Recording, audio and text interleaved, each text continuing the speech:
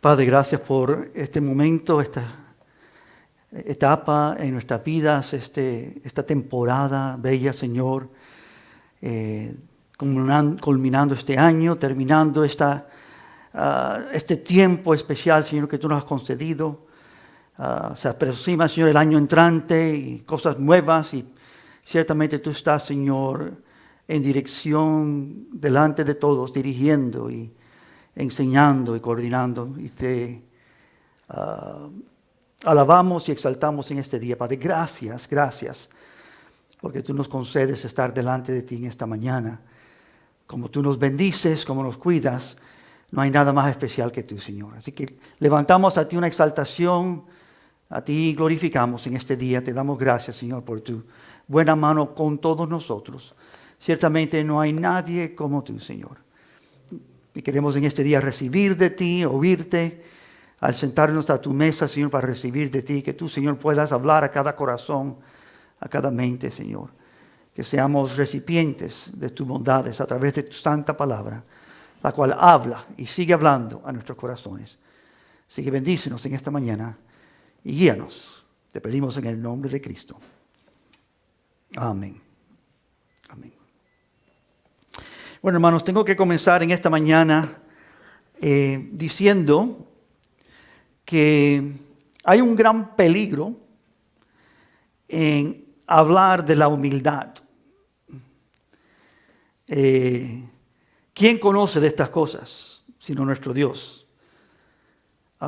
El tema de esta mañana es del Salmo 32, a la cual los invito, y es cómo humillarse delante de Dios. Es lo que vamos a estar pensando en esta tarde. ¿Cómo es que uno se humilla delante de Dios? Creo que yo vi hace años a un líder que aprecio mucho, que él escribió un libro muy pequeñito titulado Humildad. Y lo he leído, me gustó mucho. Creo que lo presté en algún momento y no lo he recobrado. Pero ciertamente uno de los libritos más profundos en este tema, pequeñito, creo que tenía unas 80 páginas quizás, y pequeño librito, pero tenía tan profundidad de la riqueza y la realidad de lo que es humildad. La idea de humildad no es complicada, simplemente es difícil implementar. Entendemos lo que es humillarse, entendemos lo que es ser humilde. Simplemente para nosotros como seres vivientes, como creyentes, también como pecadores igual, la batalla en ser humildes es grande. Alguien dijo una vez sabiamente que en el momento que tú piensas que eres humilde, ya no eres humilde. Y es tan rápido así como esto ocurre, que nuestros pensamientos en un instante pueden cambiar y ser soberbios en vez de humildes. Y para ser realistas y prácticos, la mayoría del tiempo de nosotros en esta jornada en el mundo, hermanos, no son momentos de humildad, usualmente son momentos de orgullo. Muchas veces no lo vemos así, pensamos que estamos siendo humildes, pero aún en eso hay un gran error en pensar de esa manera. ¿No? Así que cuando la palabra dice, como dice en Santiago 4, humillaos delante del Señor y Él os exaltará, esto es Santiago 4:10, inmediatamente viene a mi corazón un cierto nivel de temor. ¿De qué es esto? ¿Cómo hacer esto? ¿Cómo es posible de una forma real, efectiva, genuina, uno humillarse? No delante de los hombres o delante de la sociedad o delante de un gobierno o cualquier poder, sino delante de Dios, el Rey del universo, el Creador de todas las cosas. Y ciertamente, hermanos, es algo que, como dice la palabra, ¿quién es suficiente para estas cosas? Ahora, cuando hablamos de esta realidad, y les invité al Salmo 32, tenemos que entender, hermanos, que hay ciertos términos que nos ayudan a saber cómo acercarnos a Dios, cómo participar de esto que se llama humillación. Por ejemplo, estar aquí en esta mañana es cierto sentido de humillarnos delante de Dios. Amén. de venir delante de Él consciente que le necesitamos. ¿No? ¿Conoces el término los medios de la gracia? The means of grace. ¿Has oído ese término? No, no tiene que haberlo oído. Es un término que se ha usado mucho teológicamente, y aunque nosotros no utilizamos este término, medios de gracia, muy comúnmente o frecuentemente, seguro conoces acerca de ello de manera práctica. Y de esto hablaremos más en Domingo por Delante. Pero los reformadores llamaban la predicación de la palabra, la oración, el bautismo en agua, la Santa Cena, la alabanza y la adoración de Dios y la comunión de los santos, los medios de la gracia. Que en practicar estas cosas, nosotros nos estamos presentando delante de Dios de tal manera que su gracia podía tomar más efecto en nuestras vidas. Cuando captamos bien, es decir, cuando nuestras mentes agarran y abrazan bien, ¿qué es la gracia de Dios? Algo que no merecemos. Que ciertamente Él está haciendo, tenemos el favor de Dios, los beneficios de Dios sin merecerlos. Y cuando practicamos sus medios por los cuales experimentamos esa gracia de Dios aún más, cuando oramos, cuando nos presentamos delante de Dios, cuando nos confesamos delante de Dios, cuando cantamos y adoramos a Dios, cuando buscamos comunión entre los santos, cuando obedecemos a Dios en bautismo en agua, o nos reunimos para la Santa Cena para nuevamente refrescarnos en saber que lo que Dios ha hecho por nosotros. Estamos acercándonos a hacer uso de lo que Dios nos ha dado. Amén. Son medios, son aquellos instrumentos que nos ayudan a nosotros a acercarnos a Él. Los medios de la gracia. Para mí, yo prefiero actualizar esa frase y llamarlo más el combustible de la fe. Eso es lo que es la gracia. Es the fuel of faith. Es lo que permite que la gracia de Dios tenga efecto en nuestras vidas, como deseamos y como Dios desea y como puede, ¿no? Dios hacer en nuestras vidas.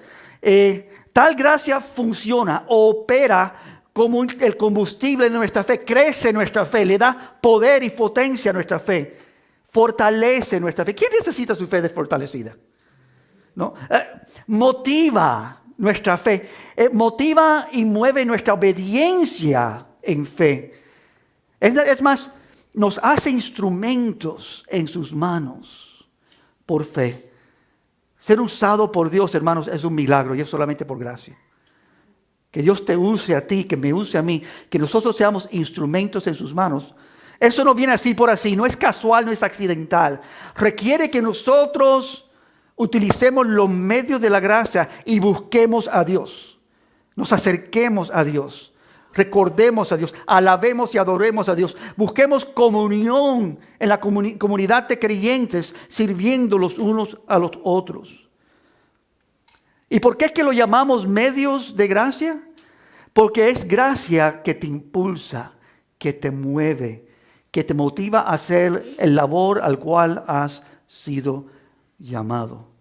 Cuando Jesús dijo, venid a mí los cansados y cargados y yo os daré descanso. Tomad mi yugo, que es ligero. Es a eso que la palabra de Dios está llamando. A hacer las obras a las cuales Dios nos ha llamado. Todos nosotros tenemos que servir a Dios. Él merece, amén, que nosotros honremos su persona, quien Él es y lo que Él ha hecho, con simplemente entregar nuestras energías, nuestras fuerzas para el Señor. Pero te quiero decir que Dios no ha servido por manos de hombres. Es decir, Dios, no hay nada que tú y yo podemos hacer por Dios menos humillarnos delante de Dios para que Él nos exalte en el debido tiempo. ¿Tiene sentido todo eso? Porque de eso es lo que se trata el Salmo 32. A través de humillarnos delante de Dios, somos liberados por el evangelio glorioso de la gracia. Todo el peso del pecado es removido. Antes de seguir, hermanos, estoy seguro, aún en un grupo pequeño como este, hay vidas, seguro en el santuario, que están todavía, aún en este día, sufriendo de alguna maldad, algún pecado que los asedia, que los molesta. Y no quiero decir solamente uno o dos, quizás un gran grupo o muchos. que batallamos con áreas de nuestras vidas que son batallas. Puede ser cualquier cosa y no quiero hacer una lista. Pero ¿quién aquí puede decir, bueno, estoy totalmente libre y no tengo ninguna carga? La Biblia está saturada de hombres y vidas que amaban y seguían a Dios, que batallaban con su propia carnalidad. Y Pablo entre ellos dice, estoy en este dilema que entiendo que tengo, esto mora en mí. Alguien dijo muy sabiamente una vez que cuando estamos más conscientes de nuestra condición pecaminosa, también estamos más cercanos al Señor. Y cuando estamos más ignorantes de nuestra condición pecaminosa, lo opuesto también es cierto, estamos más distantes del Señor. Pero al humillarnos, estamos acercándonos a Él, somos liberados, somos transformados, somos usados por Dios. Y es en ponerlos estos medios de gracia en práctica, venir a la iglesia, venir a este día para alabar a Dios, para dejar las cosas que yo considero importantes y poner a Dios como el mayor importante en mi vida. Dejar las cosas en mi vida que yo estoy inclinado por mi pecaminosidad a considerar significante y poner a Dios central como el significante, el importante, el glorioso en mi vida. 2 Corintios 3:18 lo declara de esta manera. Por tanto, nosotros todos, hablando de todos los creyentes, mirando a cara descubierta como a un espejo la gloria del Señor, somos transformados de gloria en gloria en la misma imagen, como por el Espíritu del Señor. Al venir a Dios, al humillarnos delante de Él, Él hace cambios en nuestras vidas. Pero si lo miramos de distancia, si, como dicen en inglés, stiff arm, nos distanciamos de Dios, no nos acercamos a Dios en nuestra soberbia, en nuestro orgullo, en lo que pensamos que somos o tenemos o podemos nosotros buscar por nuestra propia cuenta. Hermanos, lo que hacemos es fallamos de disfrutar de los medios que Dios nos ha dado. No estamos aquí, quiero decir, simplemente para aprender algo, simplemente para ser, en cierto sentido, cautivado por una nueva novedad o algo interesante. Estamos aquí para venir y sentarnos delante de su palabra y que Dios, por su verdad, por su palabra, nos muestre cuán pequeños estamos y cuán grande es Él. Y esto es bueno. Esto es bueno. Que Él nos muestre quién Él es y que al ver quién Él es, nosotros nos sintamos como debemos sentirnos. Pequeños delante de este Dios.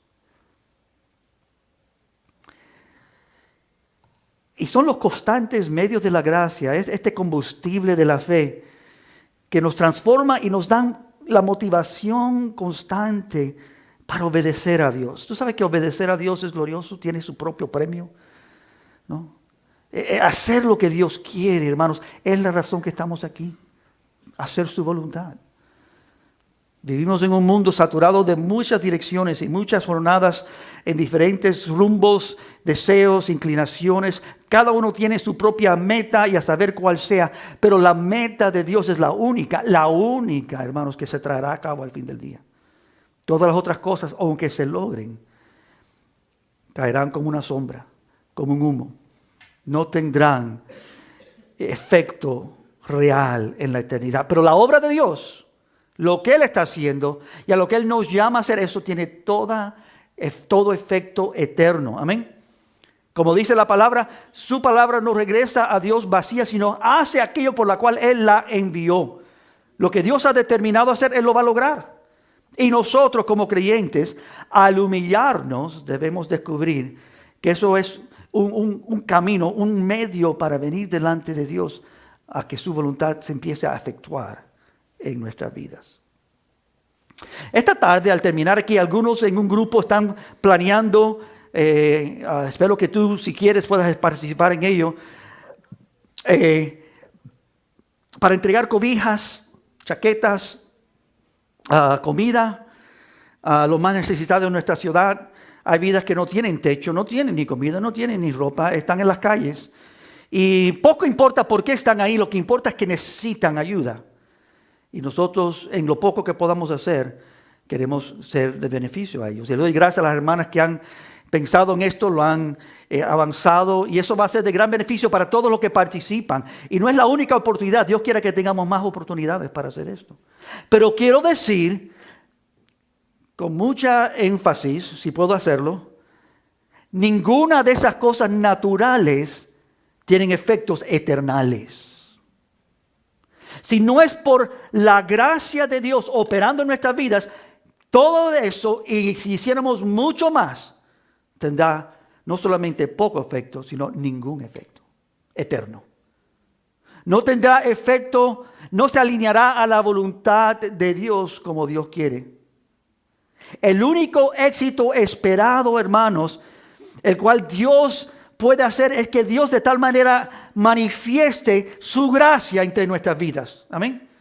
Que con entregar un vaso de agua, con dar una chaqueta, con decir unas palabras de amor, con expresar amor y caridad y calor a vidas que están en necesidad, que Dios en su infinito poder y amor y gracia haga algo.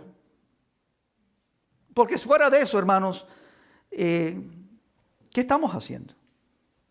Nuestras obras de caridad no harán ninguna diferencia en el esquema de las cosas, porque nuestra obediencia a Dios, alimentada por estos medios de gracia, es la única manera que estas obras resultarán en aquello que Dios quiere. Es decir, medio de gracia, orar.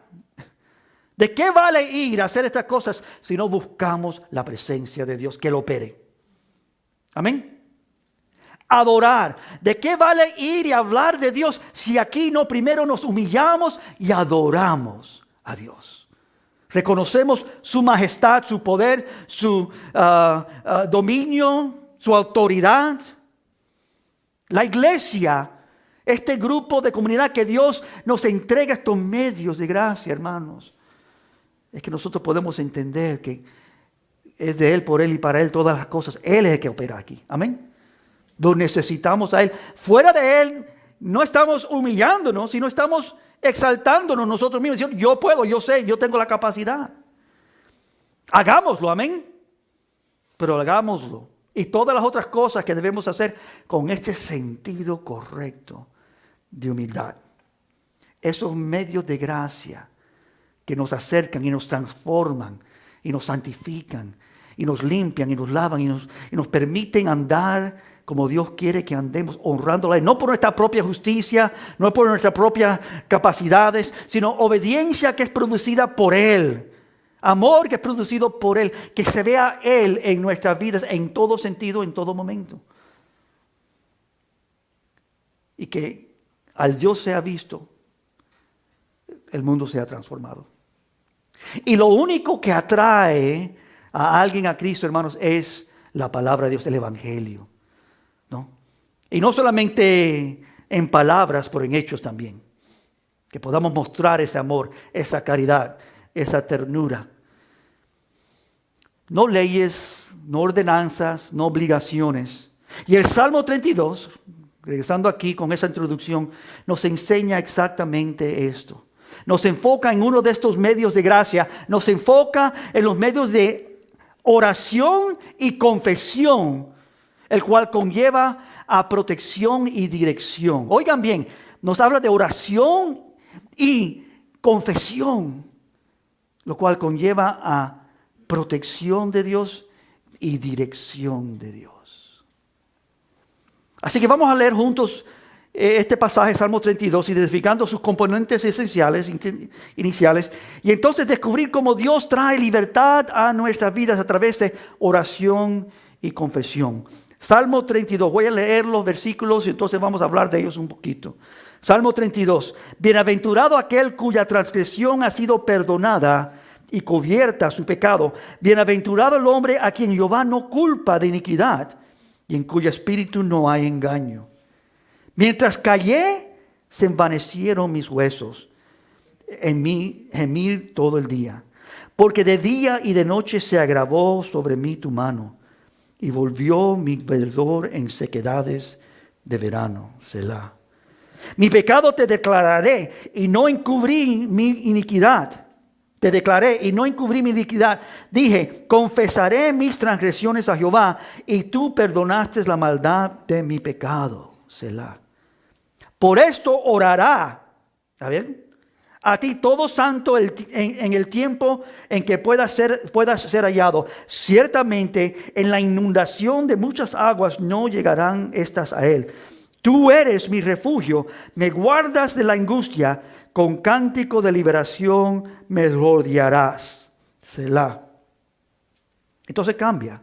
Te haré entender y te enseñaré el camino en que debes andar. Sobre ti fijaré mis ojos. No seas como el caballo o como el mulo sin entendimiento, que han de ser sujetados con cabestro y con freno, porque si no, no se acercan a ti.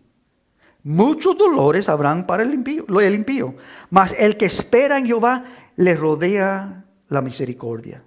Alegraos en Jehová y gozaos justos, y cantad con júbilo todos vosotros los rectos de corazón. Padre, enséñanos esta gran y preciosa verdad de cómo humillarnos delante de ti. Permite que este salmo nos hable en el nombre de Cristo. Amén. Es muy simple este salmo. Los primeros 5 versículos claramente es una unidad que trata con confesión y perdón. El punto principal está en el versículo 1 y versículo 2. Es decir, ser perdonado es una condición muy feliz, bienaventurado. Amén. Ser perdonado por Dios es una condición especial. Quiero que noten muy claro que estamos hablando aquí de creyentes. Porque si tú piensas que esto es de incrédulos, olvidas que no conocen a Dios, no has visto este salmo este es un salmo de David. Está diciendo que nosotros creyentes, cargados, asediados por pecado y por condiciones pésimas, altivez entre ellas, necesitamos perdón de Dios. Es tan simple como eso. Y es una condición sumamente feliz cuando recibimos ese perdón de Dios. Versículo 3 al 5 nos dicen cómo alcanzar esta felicidad, este gozo, esta bienaventuranza. Primero nos lo dice negativamente. No trates de ocultar tu pecado. Versículo 3 y 4. Mientras callé, se envanecieron mis huesos. Pero también después positivamente en el versículo 5. Reconoce tu pecado y confiésalo a Dios. Entonces el punto de los versículos 1 al 5, hermanos, son claros y simples. La persona que no oculta sus pecados, sino que confiesa a Dios sus pecados, encontrará la tremenda felicidad de una conciencia limpia y en paz con Dios. Liberación, amén. ¿Y cuánto no necesita eso todo creyente? Cada día que caminamos, hermanos, nosotros vivimos en este mundo. Jesús le dijo a sus discípulos que él quería lavarlos sus pies. Y le dijo, pero Señor, pero no lave mis pies. Y Jesús le dijo, bueno, si no te lavo, entonces no tienes parte conmigo. Pero dijo, bueno, entonces lávame de todo. Y Jesús dijo, no es todo que necesitas. Solo tus pies. Y hermanos, es porque andamos aquí. Porque vivimos aquí. Porque con cada día, con cada interacción, con cada oportunidad, nuestras inclinaciones pecaminosas se manifiestan. Pecamos diariamente, ¿no es cierto? Y el que quiere ocultar eso está ignorando la verdad y diciendo que Dios es mentiroso. Primera de Juan dice, el que dice que no tiene pecado hace de Dios mentiroso. Nosotros tenemos pecado. El problema es si estamos humillándonos para verlos y para confesarlos y para recibir perdón de Dios. Esta primera parte es interesante y gloriosa. Pero luego la primera mitad del versículo 6, si van al versículo 6, nos dice ahora, y hace un cambio, dice, por esto, ahora habla de la comunidad de creyentes, por esto, ¿por qué? Por perdón, por humillarnos delante de Dios, porque Él nos dé esta bienaventuranza, porque recibamos esta felicidad que Él nos promete. Lo dijo David en el Salmo 51, regrésame el gozo de mi salvación. Esta felicidad, este gozo que rebosa, no por falsedades, no por cosas que este mundo produce, sino el gozo de Dios en nuestras vidas, que estamos en comunión con Él. Y la primera parte del versículo dice, por esto orará a ti todo santo en el tiempo en que pueda ser hallado. Si una bendición tan grande sigue a la oración y la confesión, entonces oremos, amén. Oremos, acerquémonos, humillémonos delante de Dios. ¿Cuánto necesitamos eso? Individualmente y también corporalmente. Luego, en la segunda parte de aquí, de versículo 6, ciertamente en la inundación de muchas aguas no llegarán estas a él. Tú eres mi refugio, me guardarás de la angustia. Con cántico de liberación me rodearás. La segunda parte ahí de versículo 6 hasta el 7 parece estar diciendo que hay un cambio de preocupación de lo que es confesión y perdón. Y hay una transición, un cambio a la protección de Dios. Que Dios protege, amén. No solamente en su bienaventuranza es que Él perdona, ¿no? Y nos da esa paz y ese gozo. Pero con ello viene su protección. ¿Cuánto necesitamos la protección de Dios? Su protección es esencial.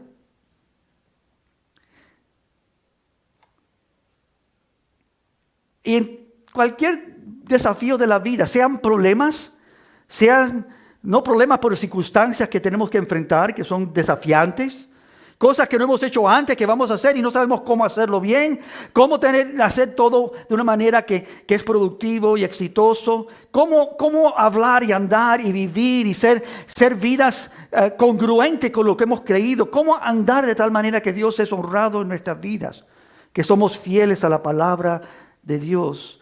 Necesitamos su protección, su cuidado. Hermanos, este mundo es un mundo que es una guerra. Hay una batalla real. Hay una batalla en este mundo que quiere destruir al creyente, quiere que nosotros no sigamos a Dios, que no obedezcamos a Dios. Y la forma que el enemigo trabaja es que nosotros no pensemos de Dios, nos olvidemos de Dios, no consideremos a Dios como eso es lo opuesto a no humillarse. El que se humilla está reconociendo que nada puedo hacer aparte de Él. Está reconociendo que todas mis capacidades son inútiles si su gracia no está conmigo, si su presencia no anda conmigo. ¿Qué hombre no quiere la bendición de Dios? Amén. ¿Qué persona, qué mujer, qué hombre, qué niño no quiere la bendición de Dios? Pero la bendición de Dios viene para aquellos que se humillan delante de Dios. Esos son versículos 6 y 7. Hay un cambio, un conocimiento que la protección de Dios es cierta. Y entonces llegamos al versículo 8 y 9 y ahora Dios habla. ¿Tú sabes que esta es su palabra? Que a través de sus siervos Él está hablando, pero de repente Él toma la misma pluma y ahora Él empieza a hablar y a escribir. Te haré entender y te enseñaré el camino en que debes andar. ¡Wow! Esto es lo que Dios hace, amados, con aquellos que se humillan delante de Él. A ellos Él les enseña su pacto. A ellos Él les enseña cómo andar. A ellos Él los dirige. ¿Quieres dirección de Dios? ¿Quieres saber qué Dios quiere para tu vida? ¿Quieres saber qué debes hacer con esta vida que Dios te ha dado? Humillaos bajo la mano poderosa de Dios. Dios mismo habla y promete enseñar y dar dirección. ¿Qué mejor maestro tenemos sino Dios? Que promete, ahora te voy a enseñar cómo debes andar, qué debes hacer, a dónde debes ir, con quién debes hablar, qué actitud debes tener, qué pensamientos debes ocuparte en ellos, cómo debes orar y cómo debes adorar, cómo debes funcionar. Y ahí la lista es interminable. Él nos enseña cómo debes andar. Sobre ti fijaré mis ojos.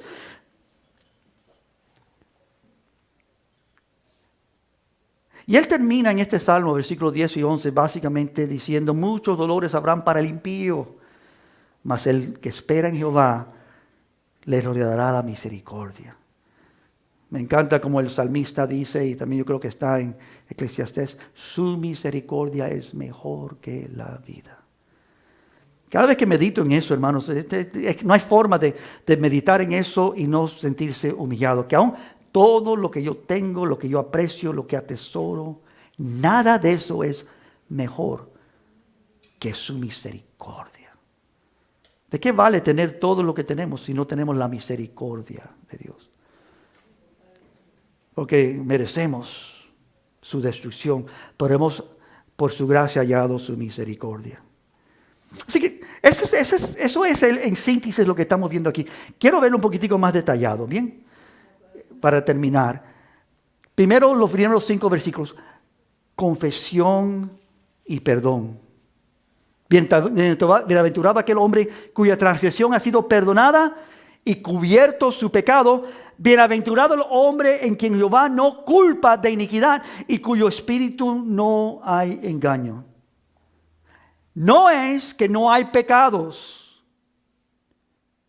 No es que no haya desobediencia. Hay pecado y hay desobediencia, pero que Dios no cuenta en su cuenta estas cosas.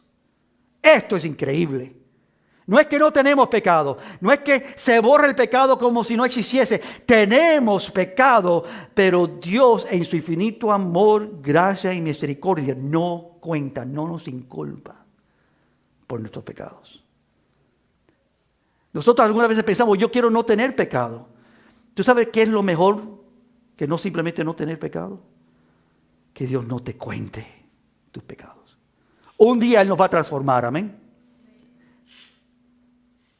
Pero el único perfecto, el único bueno es Dios. Él nunca ha pecado. Él jamás pecará. Aunque Dios no cuente todos mis pecados de este año o de esta semana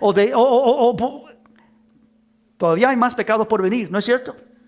Mientras que mis ojos están abiertos, mientras que mis intenciones y mis deseos existen en mí como un hombre carnal, todavía no solamente hay oportunidad para pecar, pero con seguridad pecaremos. Porque nuestras fuerzas no son suficientes. Jesús no dijo, bueno, si tú mientes o si tú odias, sino el que piensa mal de un hermano ya ha cometido, otra persona ha cometido el asesinato en su corazón. El que mira a una mujer que no es suya ya ha cometido adulterio en su corazón. Jesús está mirando el corazón y la condición pecaminosa del ser humano y dice, mira, este es tu problema. No puedes apartarte de ello, pero yo no te lo cuento. Yo no te inculpo. Esto no es decir que el pecado no es severo y terrible. Y que deshonra a Dios y deshonra al hombre. Y que es algo que no aceptamos, que no es lícito, no es bueno. Pero que Dios hace esto es increíble. Que Él dice, es horrendo, es terrible, pero yo no te lo cuento. ¿Y por qué es que no lo cuenta, hermanos? Porque no lo encubrimos, no lo ocultamos. El que oculta su pecado no puede avanzar. No es que no hayan pecado, no es que no hay desobediencia, pero es que Dios no lo cuenta a su cuenta. Es bienaventurado porque ha venido adelante de Dios en oración y en confesión de su pecado. El versículo 3 lo pone bien claro. Mientras yo no hice esto, mientras callé, se envanecieron mis huesos y mi vigor todo el día. Todos nosotros tenemos que conocer este versículo. Porque es la realidad de la existencia humana. Cuando pecamos, cuán rápido tornamos a Dios. Se dijo en antigüedad, un teólogo muy sabio dijo, lo más tiempo que te lleva a ti buscar perdón de Dios, arrepentirte, confesarte, lo más duro que está tu corazón, lo más distante que tú estás de Dios. Pero cuando tú pecas y tú inmediatamente dices, ay Señor, fallé, pequé, tú estás más consciente, estás en el ámbito de humildad, que aún en pecado dice Señor, pero he pecado, he fallado. Mientras callé, este es David hablando, mientras callé, no quise hablar, no quise confesar, me puse duro.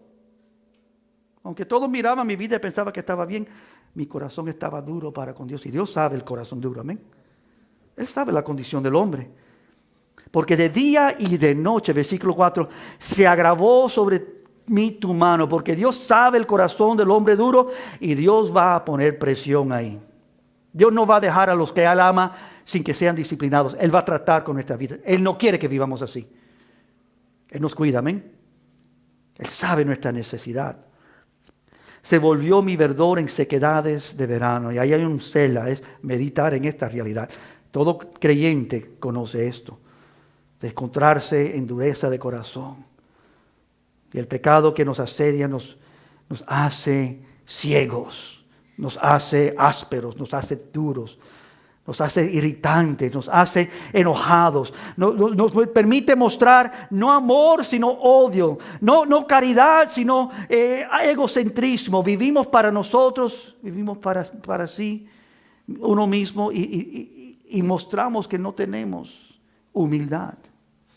En otras palabras, cuando escondí mi pecado, estaba muriendo dentro de mí. Algo estaba muriendo, haciéndose seco y árido y muerto. Y mis huesos se estaban consumiendo. Pero luego dice, confesaré mi pecado al Señor y tú me perdonarás. ¿Ves la segunda parte del versículo 5? Dije, hablé, no callé, confesaré mis transgresiones a Jehová y tú perdonaste la maldad de mi pecado. Yo confesaré y tú perdonaste. Primera de Juan 1:9 dice, si confesamos nuestros pecados, ¿qué pasa? No tú y yo somos buenos. Él es bueno. Él es fiel. Él es justo para perdonar y no para ahí, sino para limpiarnos de toda maldad. No solamente dice, no te lo voy a contar como si lo hiciste, pero algo más grande voy a hacer. Lo voy a limpiar como si no lo hiciste. Sí pecaste. Todos estamos de acuerdo que hay pecado, que sí pecaste. ¿Qué es lo que es confesión? Estar de acuerdo con Dios. Lo que yo hice mal, Señor, lo hice mal. Tú lo sabes, yo lo sé. Estamos de acuerdo. Soy pecador. Pequé en esto. Específicamente. Porque en decir soy pecador, hermano, es muy general. En las cosas que hemos fallado delante de Dios, Señor, he aquí donde he fallado. He aquí donde no he glorificado, honrado tu nombre. He fallado, Señor. Y el Señor sabe. No es que Él sabe, es que nosotros callamos. Pero qué lindo cuando nos humillamos. Cómo humillarse delante de Dios. Este pasaje nos está enseñando cómo. No, cuando no hablé, pero cuando callé, pero entonces dije, no, voy a hablar. Confesaré mis transgresiones. ¿A quién? A Jehová.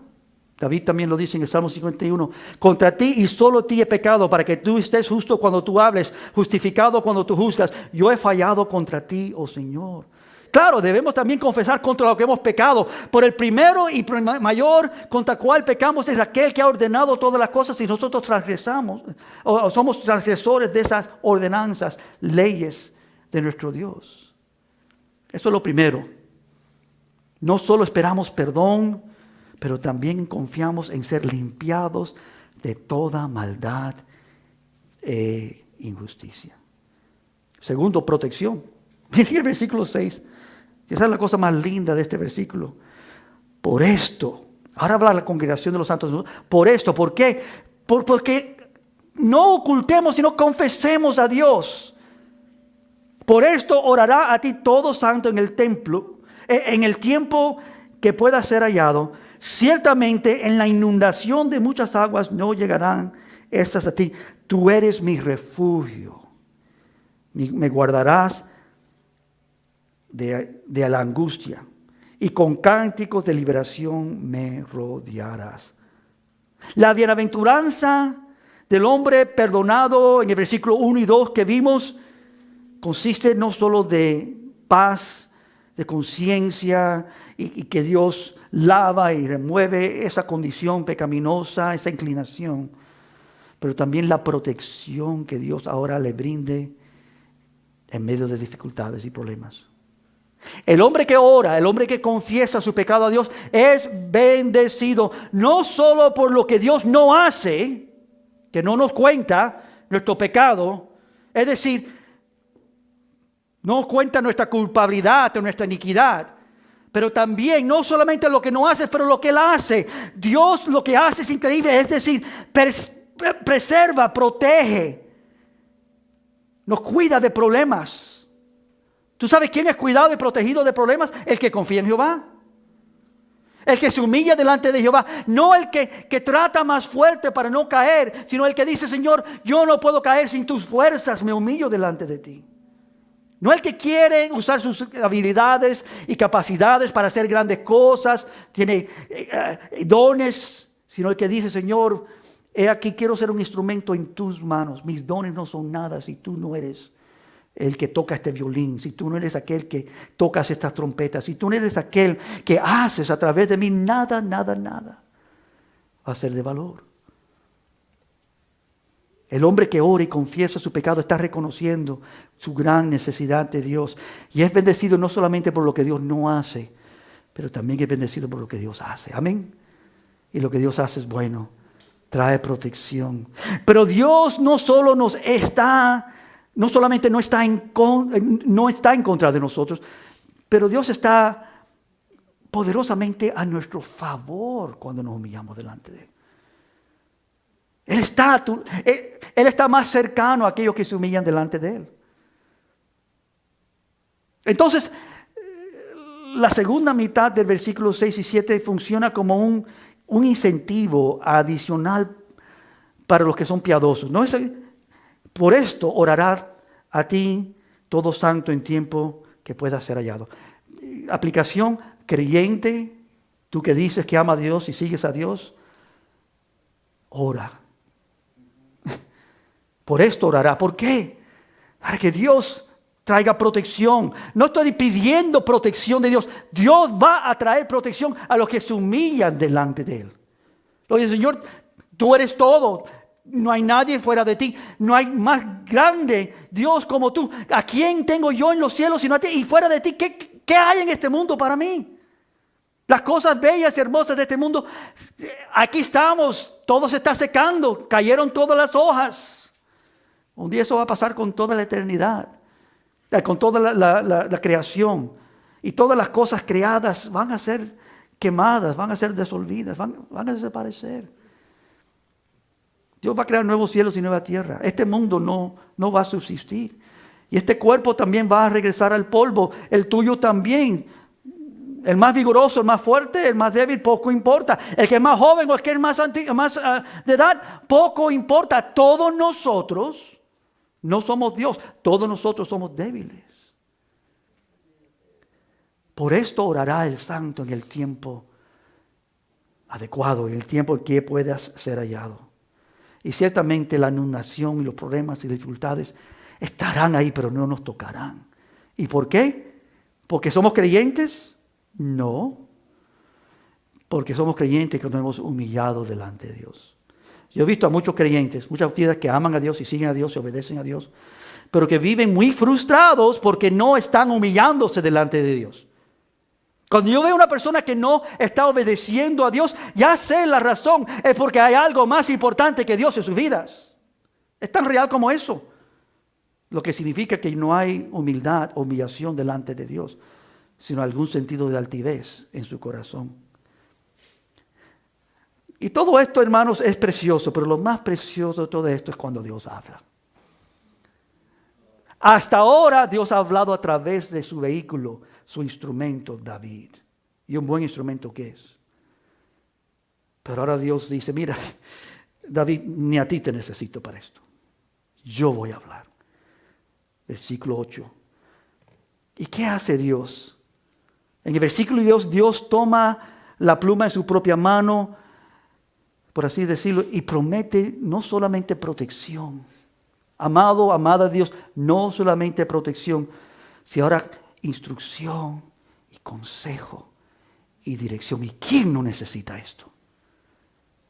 ¿Quién no necesita instrucción de Dios y consejo de Dios y dirección de Dios? Te haré entender y te enseñaré el camino en que debes andar. Sobre ti fijaré mis ojos. ¿Quieres captar la atención de Dios? ¿Quieres que Dios esté a tu lado? Humillaos bajo la mano de Dios. La bendición de protección en el versículo 7 es realmente grande, que Dios protege. Pero amados, que Dios nos proteja sería imperfecto, sería menos de lo que necesitamos si no estuviéramos acompañados por la bendición de la dirección que Dios nos da. Estar protegido sin saber a dónde ir, ¿de qué vale? Pero que puedo andar y servir y honrar a Dios y en todo sentido soy protegido. No se les dijo la semana pasada, cuando estaba, creo que la hermana Yesenia que estaba hablando de este viaje que vamos a hacer hoy para repartir abrigos y otras cosas a los necesitados. Y ciertamente estamos entre vidas que son un poco difíciles. Son vidas que quizás están teniendo problemas de mente o de salud o de otras cosas y están en lo más bajo de la sociedad. Y tienen problemas, hermanos. Y algunas veces aún puede haber peligro. ¿No? Como dice la palabra, que tengamos cuidado en lo que hagamos, que honremos a Dios, pero estemos conscientes que no es para pegarnos con esas cosas. No, rescatamos al pecador, pero no tocando sus ropas, ¿no? No estamos diciendo que estas vidas son pecadores, pero que están en necesidad. Y hay peligros en todo asunto de la vida. Imagínate, nosotros lo que estamos haciendo no tiene comparación en lo que están haciendo muchos misioneros en esta mañana, en la faz de la tierra, en lugares sumamente difíciles. Pero cada asunto, cada paso tiene su peligro.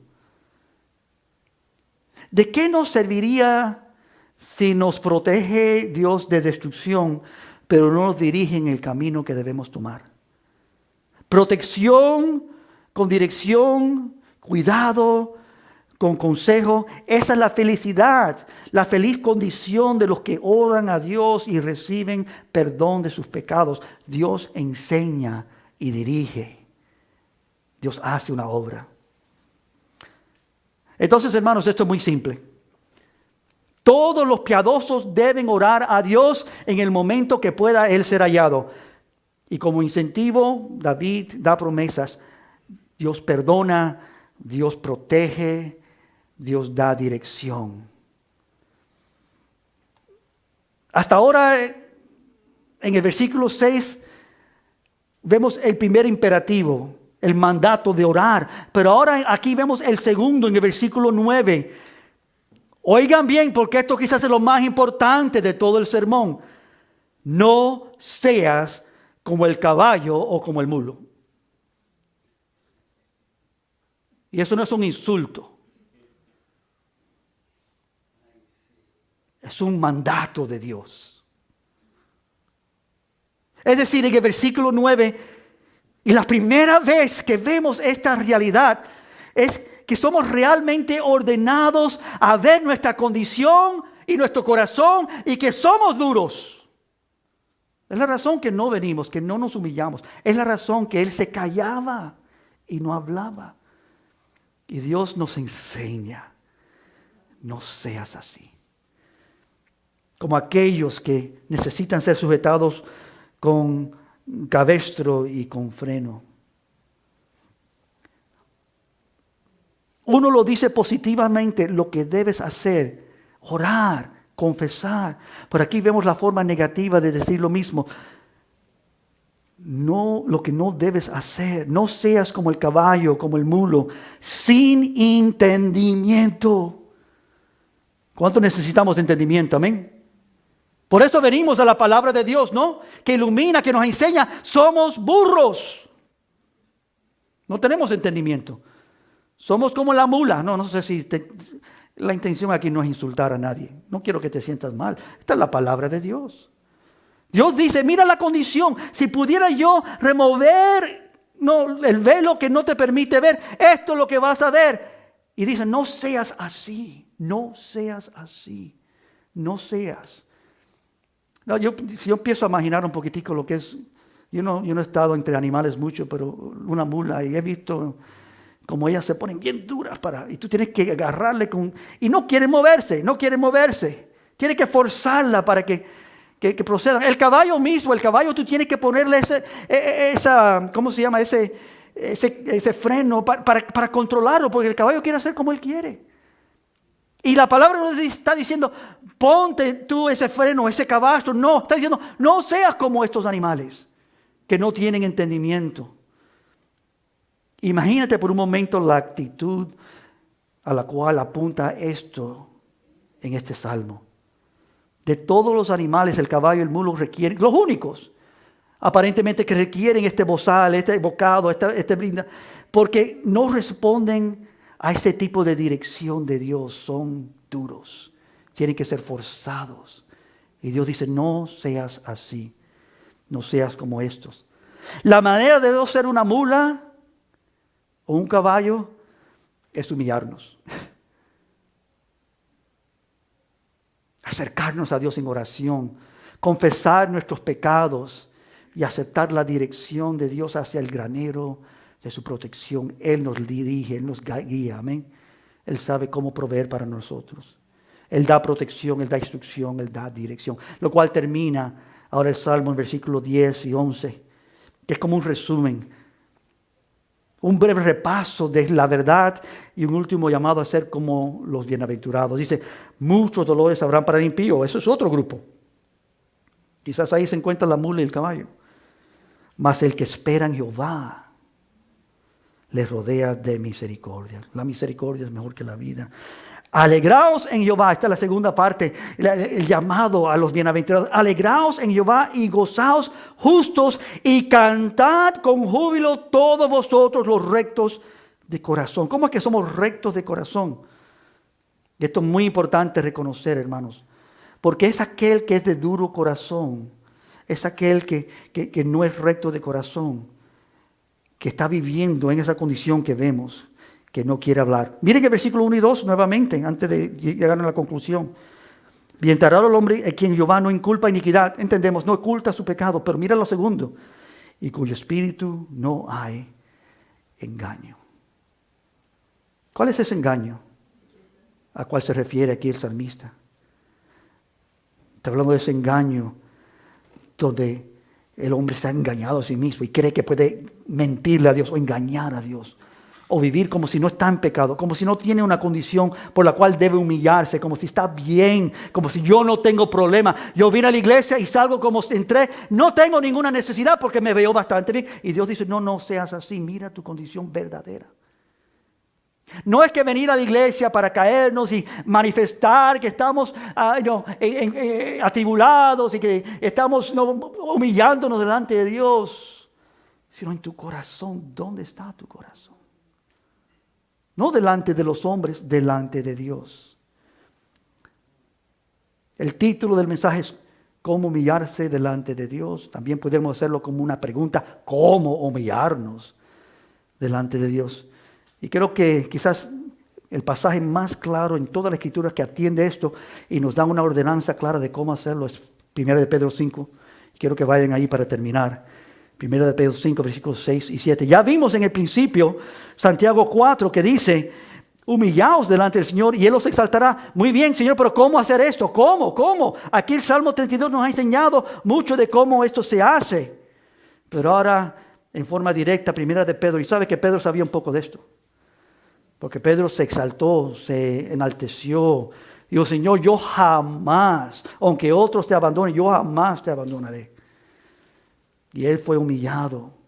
Él experimentó esta realidad. Y entonces, al ser humillado, al ser llevado a esa condición, él se humilló delante de Dios y él pidió rescate. Él se arrepintió.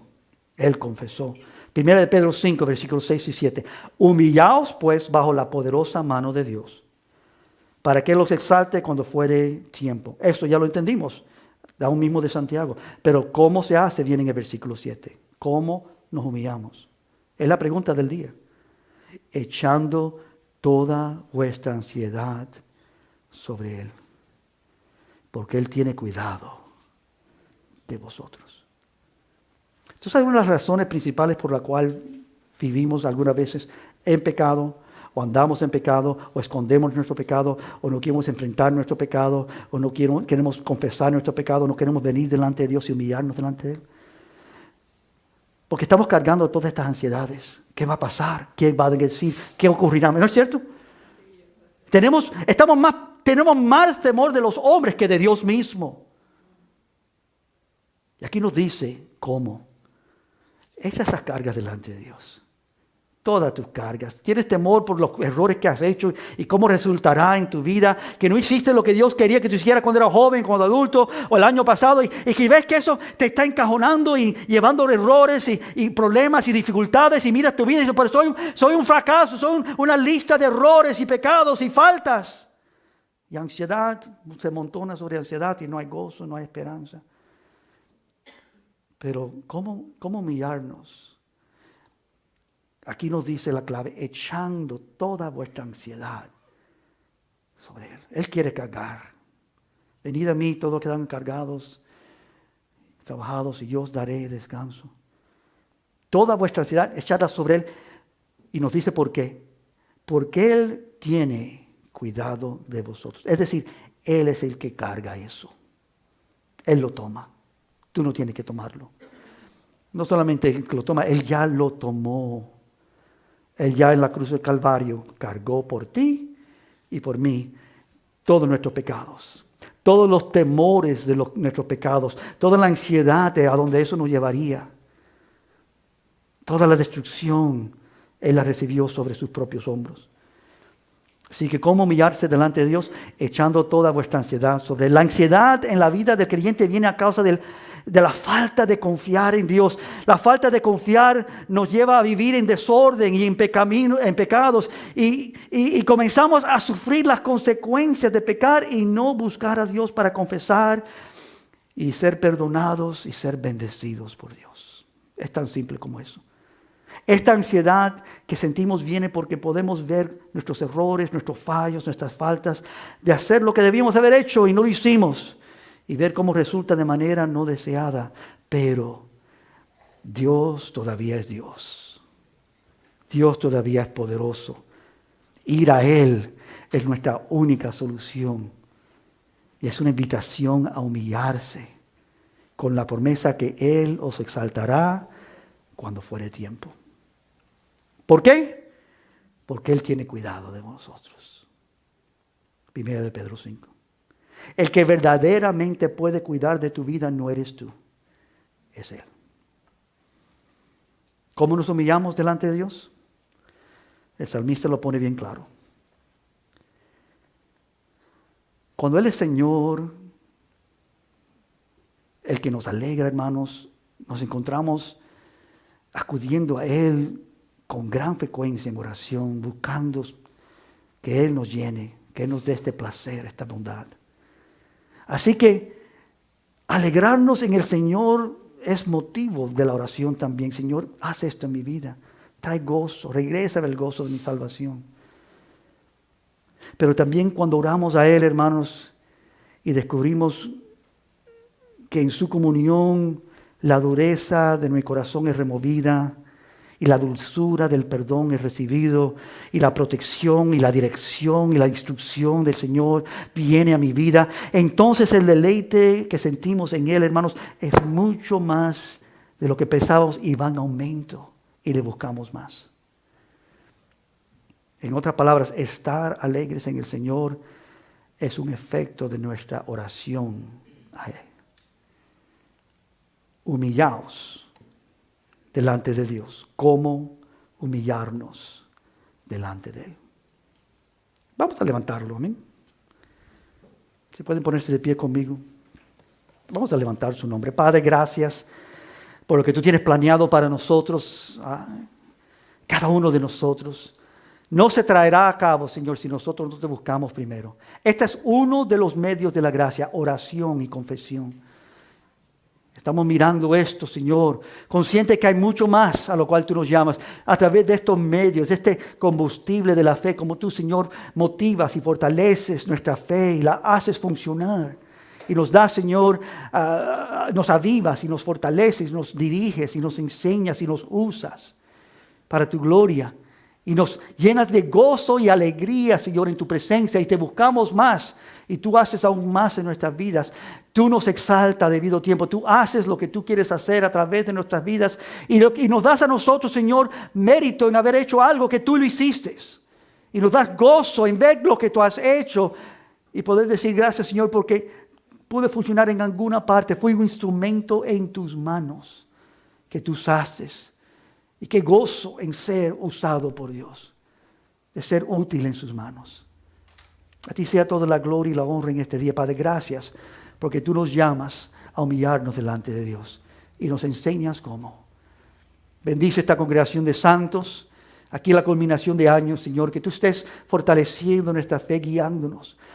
Ora por cada vida aquí, Padre, que está batallando con pecado personal, con condiciones, Señor, pésimas en su vida, causado por su propia infidelidad, injusticia, desobediencia. Con cualquier persona, Padre, que tú en este día puedas ayudarlos a ver tu palabra y tornar a tu palabra.